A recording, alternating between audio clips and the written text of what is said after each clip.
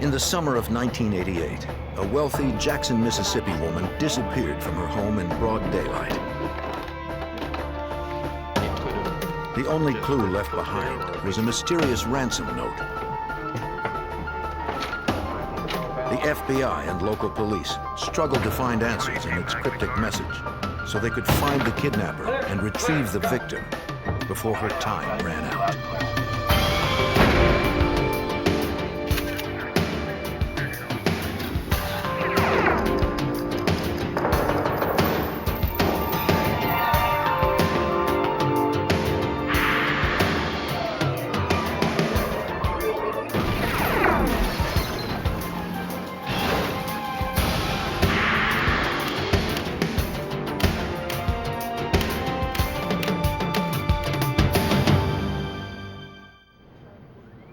A daring kidnapping and a bizarre ransom note baffled Mississippi authorities. The victim was the wife of a wealthy businessman. A list of 12 names and a few drops of blood were the only clues to her fate. I'm Jim Kallstrom, former head of the FBI's New York office. The ransom note gave the FBI its first leads, but the case was not so clear-cut. Solving it required the keen insight of a criminal profiler and the perseverance of a family, local authorities, and the FBI.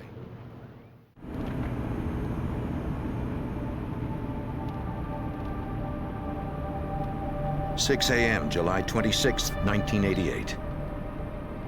The heat of a midsummer day would soon bear down on the southern city of Jackson, Mississippi. Like every weekday for the past 48 years, Annie Laurie Heron had coffee with her husband Robert before he left for work. As early investors in oil, the Herons had become one of Mississippi's wealthiest couples, with a fortune estimated at more than $100 million. That day, Annie Laurie Heron would host her bridge club at home, the same house where she raised 2 children and lived with her husband since they were newlyweds. By 3:30, Mrs. Heron's bridge game was over and her friends had left. The housekeeper finished cleaning up after the card game and checked if Mrs. Heron needed anything else. The 73-year-old woman said everything was fine. Annie Heron planned to spend the rest of her afternoon reading until her husband returned.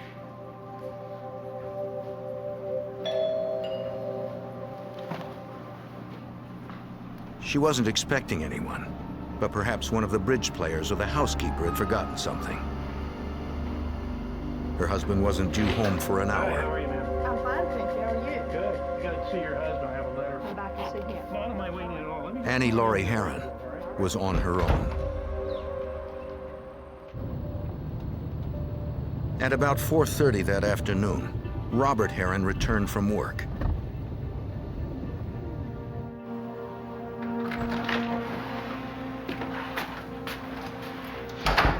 Annie, I'm home. He saw that his wife wasn't home and figured she was out with her friends or daughter. When she hadn't returned by 5:30, he thought it was strange that his wife of 48 years hadn't called or left a note. Annie. The house seemed to be empty. Annie.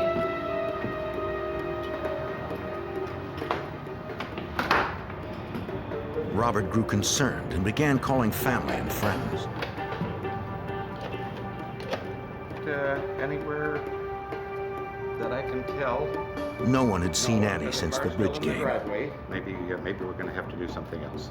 Thank you. Robert's son-in-law, who lived nearby, said he would be right over.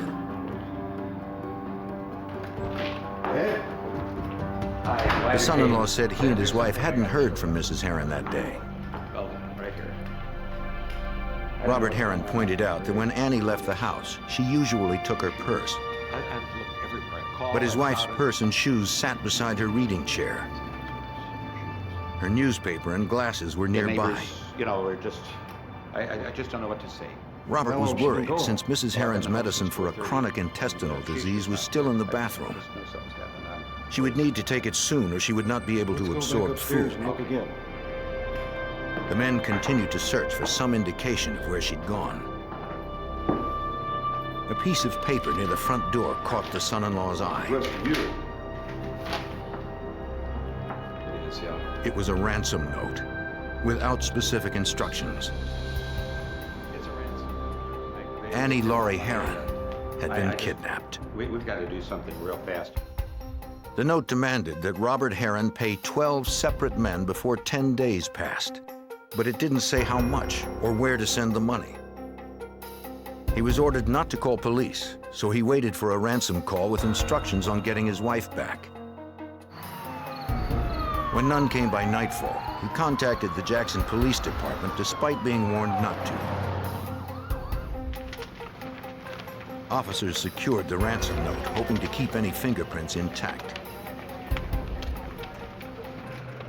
Processing the house for evidence, officers discovered a trace of what appeared to be blood on the front door frame. Laboratory tests would later reveal that it was blood and that it matched Mrs. Heron's blood type.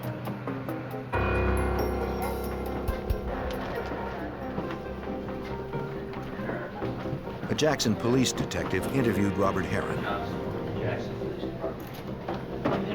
They wanted to know if he or his wife had ever been threatened. I'd like to ask you a few questions. He had no idea who would want to harm It them. was there for me to find. It's a ransom. If Mrs. Heron were without her medication for long, her intestinal condition would become critical.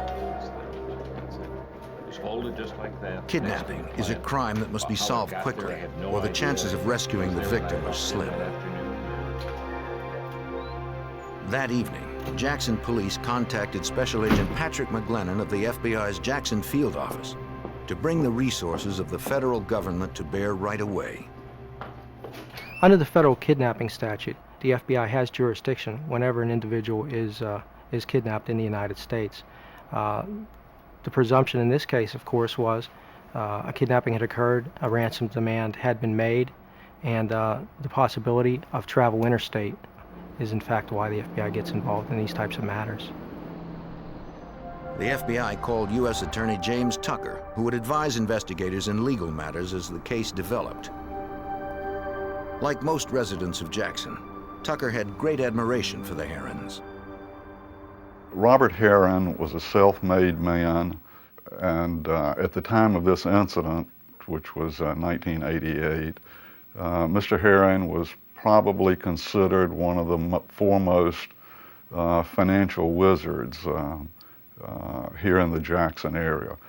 He was well known in the business community. He was a generous person, so he was becoming well known for his particular acts of generosity.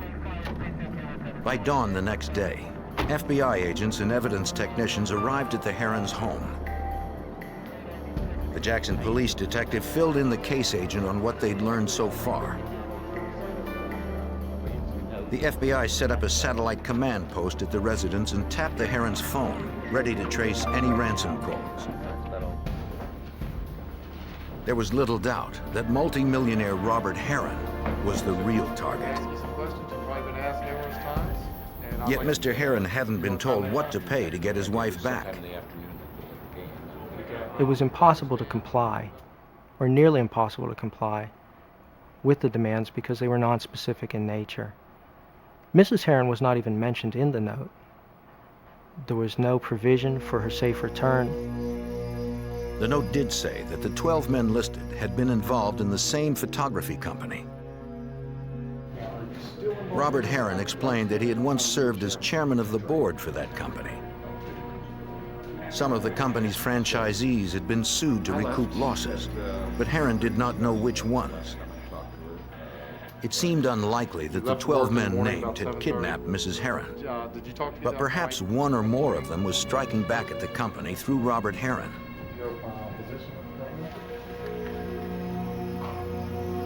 Technicians collected samples of all the writing pads and paper in the Herons' home. They would compare the paper to the ransom note to see if it had been written on the stock from the house.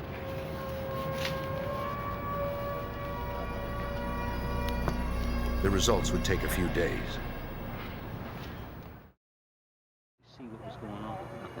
Investigators searched outside the house for hairs, blood, clothing, anything that might reveal the kidnapper's identity. They looked for cigarette butts or evidence of food or drink, signs that someone had been watching the house.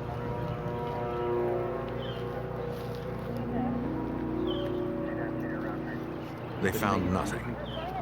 Yesterday afternoon, did you see Neighbors and domestic workers reported seeing nothing strange at the house the previous afternoon, and no one had seen Mrs. Heron leave. Quiet neighborhood, we should. The next day, agents continued canvassing the Herons' neighborhood. Dr. Posey? They questioned a doctor who lived down the street. Detective Johnson, Jackson Police Department would like to ask. He said that he had seen something in the neighborhood recently that might be related to the kidnapping. 2 weeks earlier, the doctor was going to run errands when he drove past a white van parked near his house. From that position, anyone in the van would have a clear view of the Heron house. Brown hair? Yeah, about 50 blocks. At first, the doctor thought nothing of it. And, But when he'd returned home hours later, the van was still there. haircut like Thinking the driver needed help, the doctor offered his assistance. Can I help you with anything? Wondering if you need some help. The driver responded by asking if there was a law against parking in the neighborhood. It was an odd response, enough to make the doctor remember the Very incident. good. Thank you, sir. If you think of anything else... He said the van drove away minutes later. Thank you, Dr. Posey. Agents continued to canvass the Herons' neighborhood and found another neighbor who had seen a white van on the street 3 months earlier. The other neighbor had seen a van similar to that described by the first individual, sitting almost directly in front of the Heron residence in the very earliest days of April of 1988. She was suspicious enough of the van to get the license plate number. If investigators could find that van, they might also find Mrs. Heron. But a computer check revealed that the license plate had been stolen from a car at the New Orleans airport. It was another dead end. After 36 hours of investigation and no ransom calls, agents hoped lab results on the note would provide a fresh lead to Mrs. Heron or her abductor. FBI examiners first determined that the note had been typed on paper foreign to the Herons' home. They also compared the typeface to known samples from every typewriter made in this century. The laboratory division was able to determine that the demand letter was in fact typed by a Royal typewriter manufactured between 1912 and 1927. There was nothing else contained on the demand letter which would give analysts any type of ability to tell us the manufacturer of the paper or whether there were any indented writing or other evidence on the letter. A latent fingerprint examination revealed nothing, and a spot on the note believed to be a bloodstain was too small to analyze. Although no evidence on the note helped agents, they hoped its message would. The note demanded that Robert Heron pay 12 men who were involved with a photography company. Perhaps the kidnapper was among them. Agents learned that the company had foreclosed on each of the 12 men, all former franchisees, to collect heavy debts. One of the company's executives provided the FBI with company files and photos of those men. Are you going to have to take those with you? Yes, sir. One was now deceased. The others were scattered throughout the country. Yes, sir.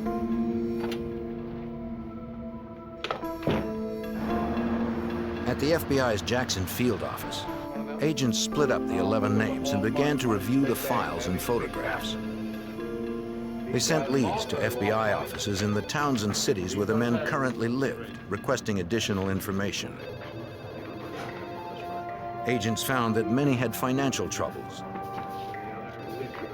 They tried to ascertain if those men had traveled near the Heron neighborhood when the white van was spotted there, and again recently when the kidnapping occurred.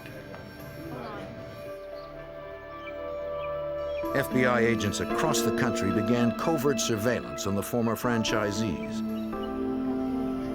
They hoped one of the men would lead them to the ailing 73-year-old woman. But as the kidnapping investigation stretched into its third day, only 7 days remained on the ransom note deadline, and agents still lacked instructions on how to recover Annie Laurie Heron alive. Hi, how are you, ma'am? I'm fine. 3 days How had are you? passed since Annie Laurie Heron, an elderly grandmother, had been abducted from her Jackson, Mississippi home in broad daylight. The FBI continued surveillance on 11 men named in the ransom note found inside the Heron's home. Agents couldn't confront the men. A frightened kidnapper might harm the victim. Special Agent Patrick McGlennon hoped one of them would lead to the missing woman. We wanted to determine if they were traveling even small distances from their residences or business. We wanted to see if they perhaps were keeping Mrs. Heron at a remote location where they might have to provide food, water, other conveniences for her, that they wouldn't want to be too far away from the victim. Despite the efforts of dozens of agents around the country, they discovered no direct leads to Mrs. Heron's whereabouts.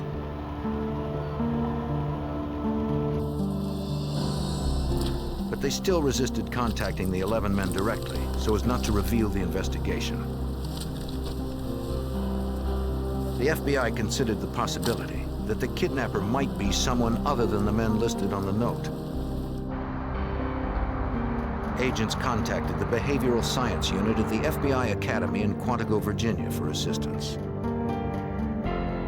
Profilers in the unit are agents trained to determine characteristics of criminals from the details of a case.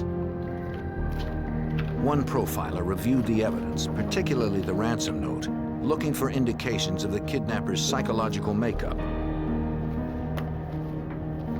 The profiler called in his findings to the Jackson FBI agents working the Heron kidnapping. You mind if I put you on speakerphone so we can all listen at one time? All right, go ahead. In the We're all conference listening. call, What'd you find out? the profiler confirmed that the kidnapper was likely one of the 11 suspects currently under surveillance. Here, which nobody else would ever use. So. And since all those men had at least some college education, he believed one of them had intentionally misspelled words and used an old typewriter to throw off investigators. He has a fixation.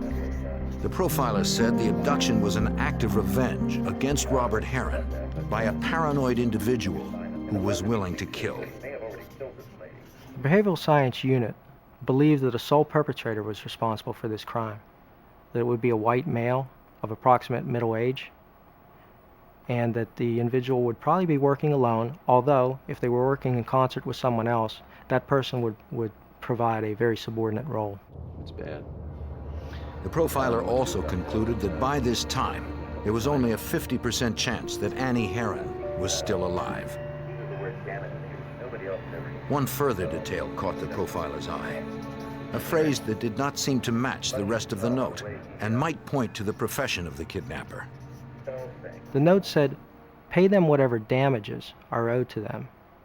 If any is dead, pay their children." Damages is a legal term. It was telling in that one of the individuals on that demand note was an attorney. Special Agent Tom Montgomery of the FBI's Jacksonville, Florida office was called in to investigate the attorney listed on the note, a man named N. Alfred Wynn. After we received the name of N. Alfred Wynn, we did the public record background checks. We also contacted the St. Petersburg Police Department, the Pinellas County Sheriff's Office, found that he had no criminal record, did our own computer checks also. We determined that he was a St. Petersburg attorney and that he lived above his office. Yeah. What's this all about? Well, I'm investigating a crime. An agent went to interview Wynn at his office residence. So, Mr. Wynn, you were camping at the girl. Alfred Wynn said he had nothing to do with the kidnapping and explained where he was on July 26th, the day Mrs. Heron went missing. Okay. He had been at a bar with a prostitute. He said that on that evening he had called his paralegal back at the office. Okay. Hey, thanks. He asked the employee to meet him at the bar to lend him $100 so he could go home with the prostitute. We got a deal, sweetheart. So do I. And big time. How about you? The paralegal promised to be right over. Come on. Hey, Wynn said he and the Tough couple, prostitute really. went outside. atta girl. Hey. Okay. He stalled for time as he waited for his paralegal to show up with the money. The two were in Wynn's car when his assistant arrived.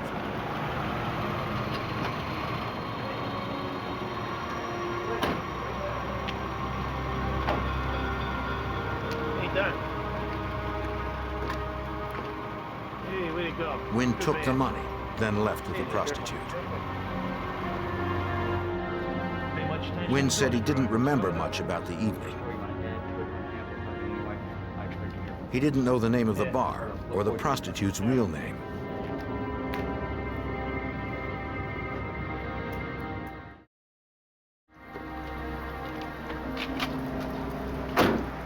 The next day, agents checked the alibi with Wynn's paralegal when the attorney was out of the office. He corroborated his boss's story and also claimed that he didn't know the bar's name since he had never been there before or since. Agents suspected both men were lying. We learned that Wynn had paid for the paralegal schooling at a local community college, his paralegal schooling. We had learned that he was working for basically a very minimum salary, and there was a lot of allegiance between the paralegal and Mr. Wynn.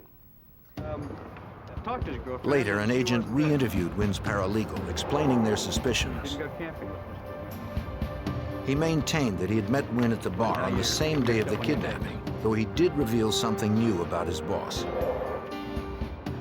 He said that Wynn's legal battle with the photography company had begun when the company foreclosed on him 7 years earlier, and that he had fought the lawsuit with a vengeance. He had attempted to declare bankruptcy 3 times in order to avoid paying his debts. Under a court order to recover the money, the U.S. Marshal's Office had confiscated Wynn's valuables, including 1,000 shares of expensive stock.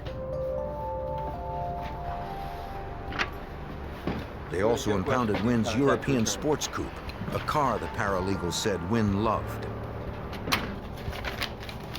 In addition, they put his St. Petersburg office up for auction. On July 6, 1988, less than 3 weeks before Mrs. Heron disappeared, Wynn had been notified of an eviction hearing. But he had refused to leave. The paralegal said that Wynn had been furious, believing that the photography company had ruined his life. Going to get that date for me? You're going to check that The date? and get back FBI with me? wondered if the Still got my card? paralegal had been involved in the kidnapping. Okay. All right, thanks. We pulled all vehicles registered to the paralegal, friends and associates of Mr. Wynn, to include Mr. Wynn, and learned that the paralegal had a white van registered to him, and through an interview of the paralegal learned that the vehicle was utilized by Wynn on several occasions. It seemed to be a major breakthrough in the case. The vehicle identification number revealed the name of the previous owner. An agent went to interview her. You're right, it's just like you said. He didn't return until She said Alfred Wynn, not his paralegal, had been the actual buyer. She said that Wynn had acted strangely. He was adamant that his name not be written on the title. So the woman left the line for the buyer's name blank. The lead was promising, but then agents learned that the van had been in the repair shop on the day of the kidnapping. Okay, how long was he gone? It was one more frustration in a difficult case. After more than a week, the FBI and U.S. Attorney James Tucker were no closer to finding Mrs. Heron. A case like this is extremely difficult when you don't have an eyewitness to any one of several situations. We did not have an eyewitness as to the abduction itself. We did not have an eyewitness that Newton Alfred Wynn or any of the other people listed in the particular note had ever been in Mrs. Heron's company. At the Jackson, Mississippi police station, investigators again met with the doctor who had seen a white van in the Heron's neighborhood. Go through those and see if there's anybody you recognize. They hoped he could recognize the driver in a photo lineup. Short here. The neighbor quickly picked out the photo of Alfred Wynn. He was certain it was Wynn he saw reading a map in a white van across the street from his house in mid-July, less than 2 weeks before Mrs. Heron's abduction. The other neighbor, who had seen a similar van, also identified Wynn as the driver. It was clear to agents that Alfred Wynn was connected to the kidnapping of Annie Laurie Heron, yet they didn't know how. Thank you very much. We thought, because of the positive identification, that Wynn was definitely somehow involved in the kidnapping. If not the actual perpetrator, if not the man who walked up to the door and actually grabbed Mrs. Heron, he certainly was directing or calling the shots. Yep. FBI agents kept Wynn under surveillance. They believed that he could lead them to the missing woman.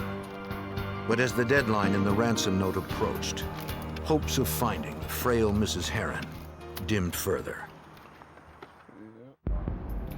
The day after the deadline in a ransom note, FBI agents and local detectives briefed the husband of kidnapped Jackson, Mississippi socialite Annie Laurie Heron in preparation for a televised appeal for his ailing wife's return.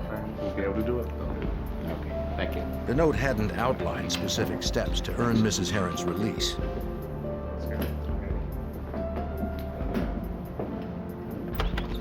FBI behavioral profilers hoped the press conference would prompt the kidnapper to contact Mr. Heron with instructions to get his wife back unharmed. With his son and daughter at his side, Robert Heron asked anyone with any information to come forward. As a businessman, he also spoke directly to the kidnapper, promising to follow any specific instructions. A week later, the plan seemed to have worked. On August 15th, 1988, Robert Heron spotted the familiar handwriting of his wife among his mail. The envelope was postmarked August 12th from Atlanta, Georgia. Investigators were careful not to destroy any evidence that might have been left on it. Mr. Heron believed the letter was in his wife's handwriting, too. FBI lab examiners later confirmed that it was. In the letter, Mrs. Heron begged her husband to do what the kidnappers wanted, or they would seal her up in a cellar with only a few jugs of water. Though the letter provided no instructions on how to comply, for Special Agent Patrick McGlennon, it did bring new encouragement just when all hope of recovering Mrs. Heron alive seemed lost. When we received the August 15th letter, which was in Mrs. Heron's handwriting, it really lifted the spirits of everybody that was involved in the case. We felt reasonably sure that she was in good enough condition to write the letter, and we were going to get her back the same way. The letter itself had been dated August 10th, 15 days after the abduction. Yet no one could be sure Mrs. Heron was alive on that date. It was unclear if she had written the letter on her own, or if the message was coerced, according to FBI Special Agent Tom Montgomery. Certain words utilized on the letter seal me up in the cellar with jugs of water. In talking to family members, we found out that those are not words that she would normally utilize. She would have used the word basement or bottles of water. So it is our belief that the letter was dictated to her. If the letter had been dictated, both the message and the date could be false. Having to guess at what exactly he should do, Mr. Heron wrote checks to all the men listed in the original ransom note, according to U.S. Attorney James Tucker. He had already instructed his people to make efforts to determine what financial situations he had had with each of the people that were listed in the original note. So he had some idea at that particular point about how much money had been involved with each of those people. Mr. Heron settled on restitution roughly equivalent to the amount the men had been ordered to pay in their franchise lawsuits. The total came to almost $1 million. Heron sent $145,000 to the prime suspect, Alfred Wynn. Enclosed with each check was a note requesting the safe return of his wife. The FBI instructed the Postal Service to deliver the envelopes the next day.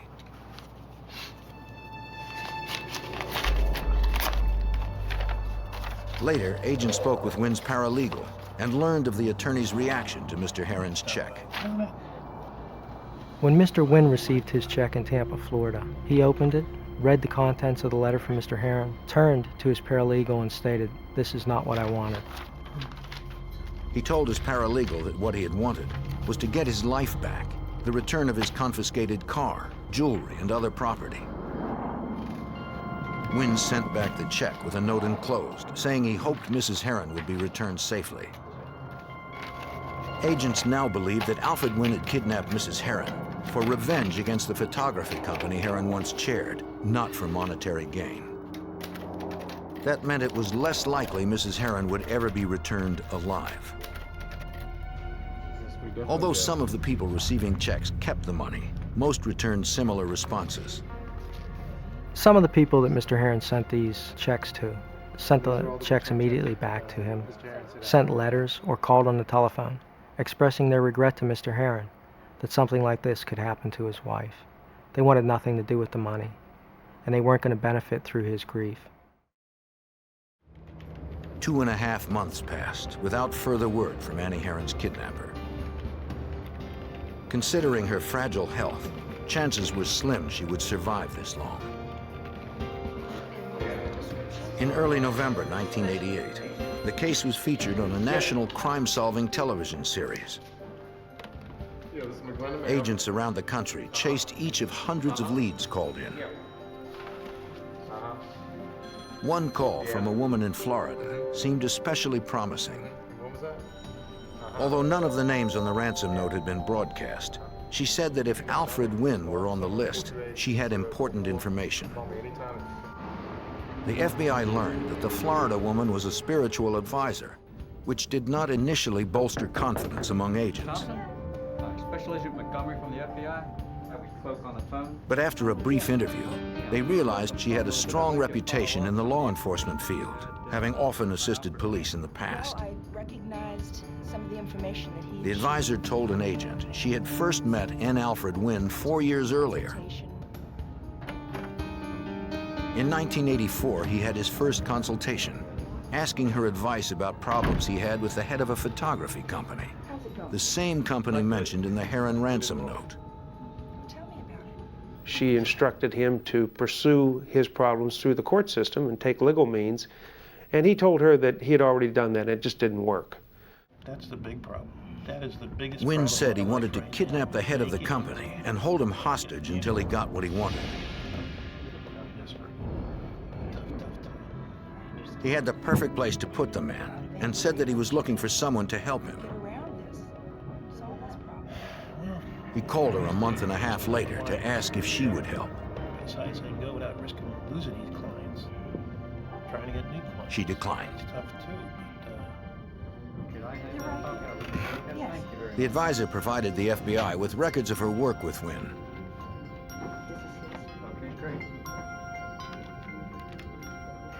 Once assured agents would protect her, she agreed to become a cooperating witness and promised to contact Wynn to arrange a meeting. Anything else, or if you want to talk to me, if you want to think of anything at all that might be helpful, please give me a FBI call. technicians would wire her office for sound and video. Oh, thank you for coming. Okay, my pleasure. Bye-bye. Our plan was to draw Mr. Wynn into a face-to-face meeting with her and to have them discuss their prior discussions of this kidnapping of Mr. Heron, as well as any of the other things that would verify exactly what he had said to her during their prior meetings.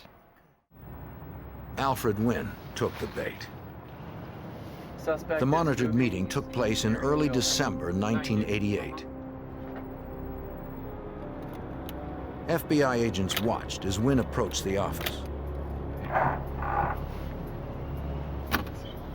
Agents hoped he would reveal the whereabouts of the missing woman.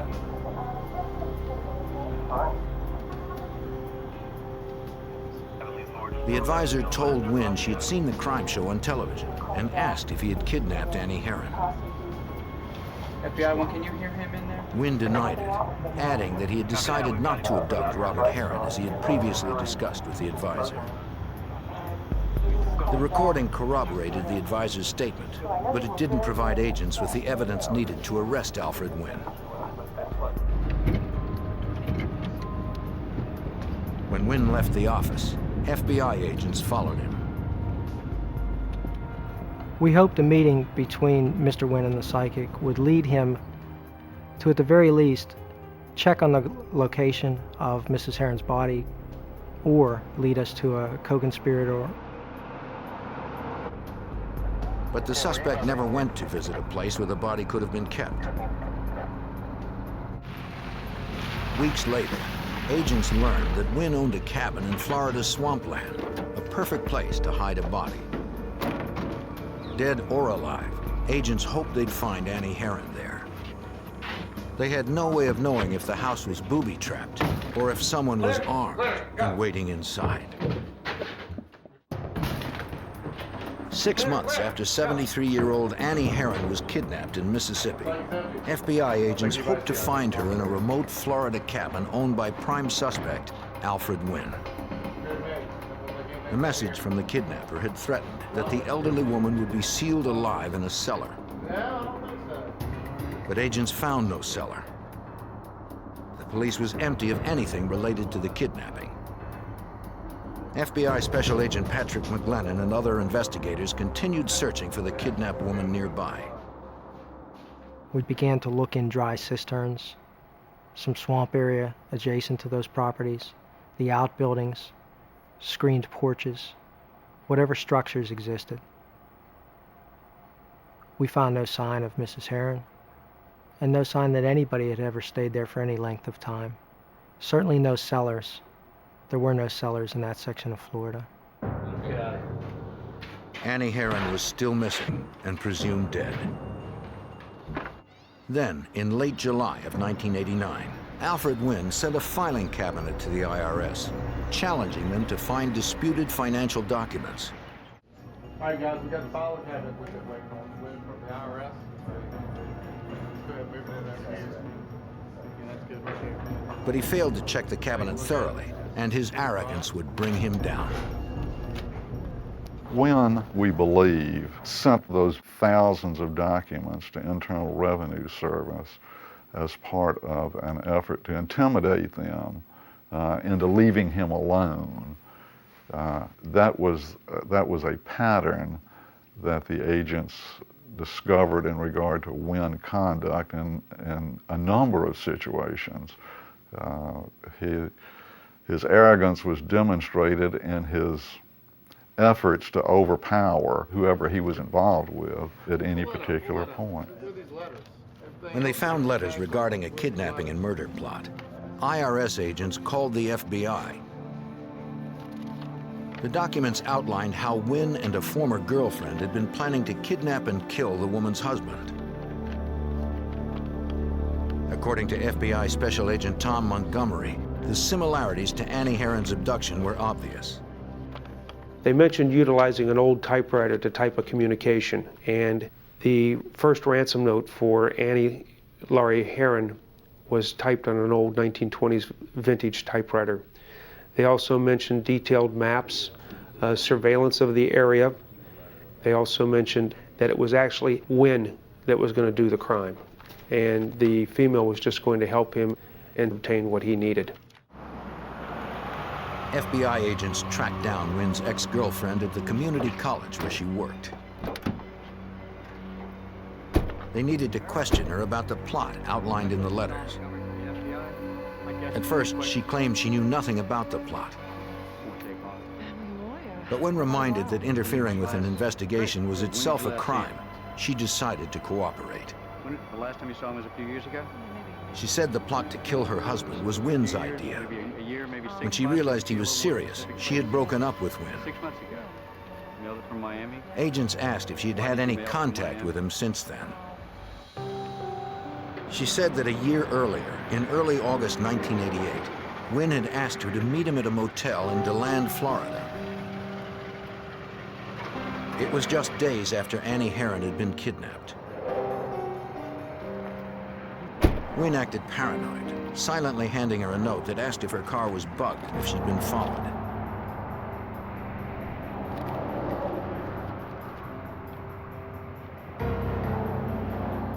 When he was convinced it was safe, he began talking.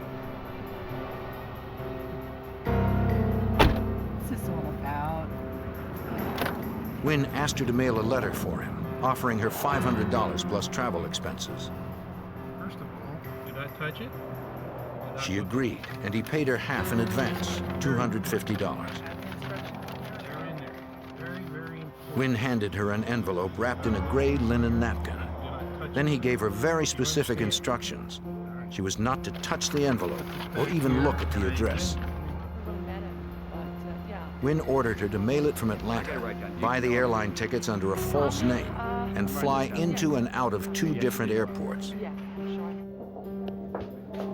He instructed her to change her appearance before the trip.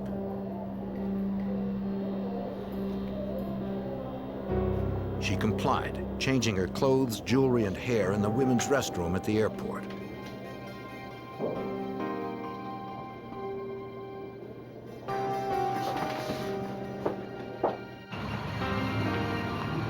Once in Atlanta, she was to mail the envelope precisely on August 11th. But the woman told agents it was late in the day when she made it to a mailbox.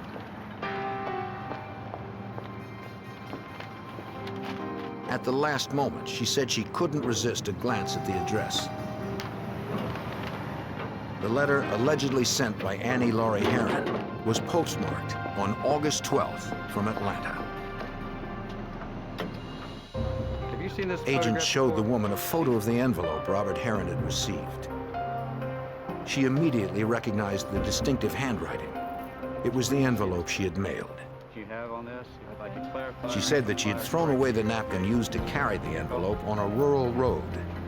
Thank you. She offered to take them there once she finished work. That evening, she brought the agents to the area. Investigators knew there was little chance they would find the napkin on the roadside after more than a year, but they looked anyway. They needed it to corroborate her story. Against all odds, they found it. But they wanted an admission in Alfred Wynn's own words.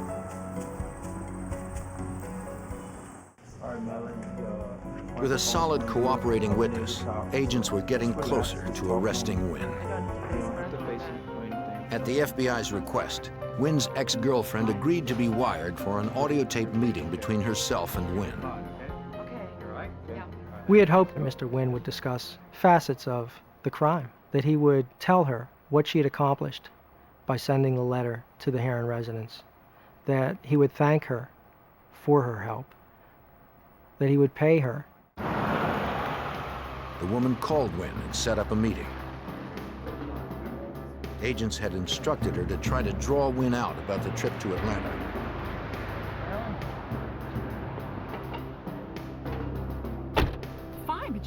As hoped, Wynn gave his ex-girlfriend the $250 he still owed her for mailing the envelope.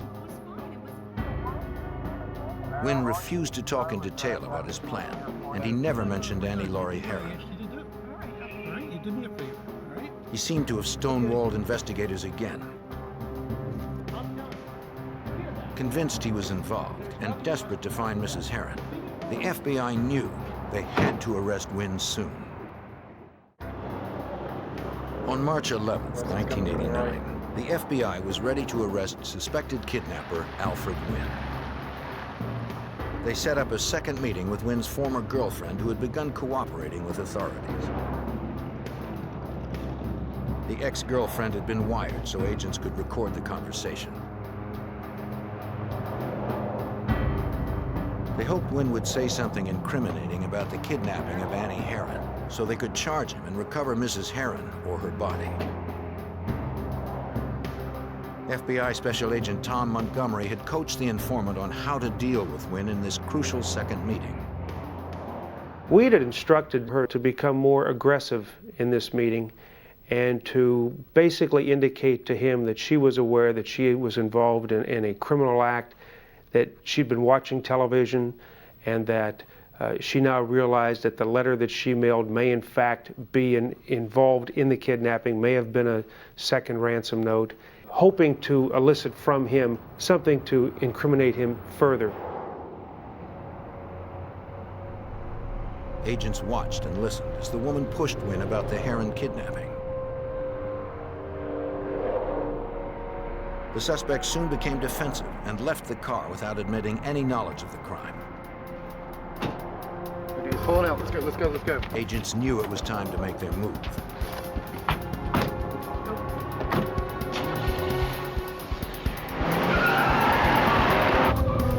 The element of surprise is critical to a safe arrest.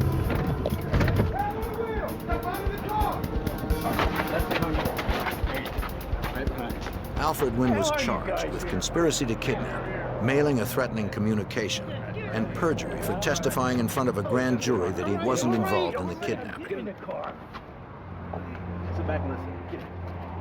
But agents still had no solid proof that he or an accomplice had in fact abducted Annie Heron. In Wynn's car, agents discovered several maps of Mississippi, one with a Jackson exit marked on it in pen and notes in the margin. Agents thought these might indicate where Mrs. Heron's body had been placed, but extensive searches yielded nothing. Securing a warrant, Florida FBI agents searched Wynn's office. They needed physical evidence to prove Wynn was involved in the abduction of Annie Laurie Heron. Their hopes rose when they spotted a vintage typewriter. Special Agent McGlennon recalled that FBI examiners had determined the ransom note was typed on a 1920s-era Royal typewriter, the exact model recovered from Wynn's office.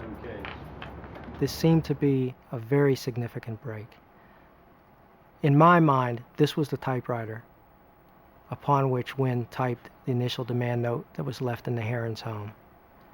We sent it to the lab, fully expecting them to come back with a report saying, this is the exact typewriter that composed that letter. The FBI lab determined that the typewriter found in Wynn's office was not the one used to type the ransom note. Agents believed Wynn had planted a different typewriter to bring doubt to later prosecution. They had also found a business card for a van rental company in Wynn's office. How you doing? The company owner said Alfred Wynn had rented white vans 3 times. I'm the manager. Okay. Each time he had driven more than 500 miles, just 100 miles more than the round trip to the Heron's residence. Yes, I do, but I don't have a computer. The rental times did not coincide with the date of the abduction, but one did match the date when Alfred Wynn was sighted in the Heron's neighborhood. U.S. Attorney James Tucker had little evidence to prove his case. He believed that Wynn and his paralegal were lying about the suspect being with a prostitute on the day of the kidnapping. We went back and confronted the paralegal with this false alibi. The agents and I had a heart-to-heart talk with him, at which he decided that he better tell us that all that was a lie, and that Mr. Wynn had in fact been out of his law offices and out of pocket during the entire time that the abduction occurred, which would have been the crucial dates, the 24th through about the 28th. This would help prove perjury, but it wasn't enough to charge Wynn with the crime they were certain he had committed, the kidnapping and murder of Annie Laurie Heron. The federal trial for conspiracy to kidnap began in Mississippi on January 29, 1990. Throughout the investigation and the 2-week trial, which occurred in Hattiesburg, Mississippi, Wynn professed his innocence. But at the conclusion, a jury of his peers found him guilty for the crimes for which he was charged. N. Alfred Wynne received the maximum sentence allowed. 19 years and 7 months for conspiracy to commit kidnapping.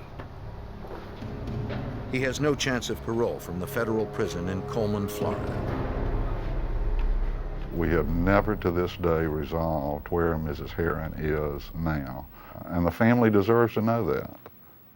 In fact, as far as this office is concerned, we still carry this as an open matter and will continue to do so until such time as somebody steps forward and helps us out with locating where Mrs. Heron is. Family deserves it. Mr. Robert Heron died of a heart attack on November 28, 1990. In May of 1991, Mrs. Annie Laurie Heron was declared dead to allow the settlement of the couple's estate. The Heron family still hopes to someday learn what happened to their mother, to begin to heal their pain, and to finally lay her to rest.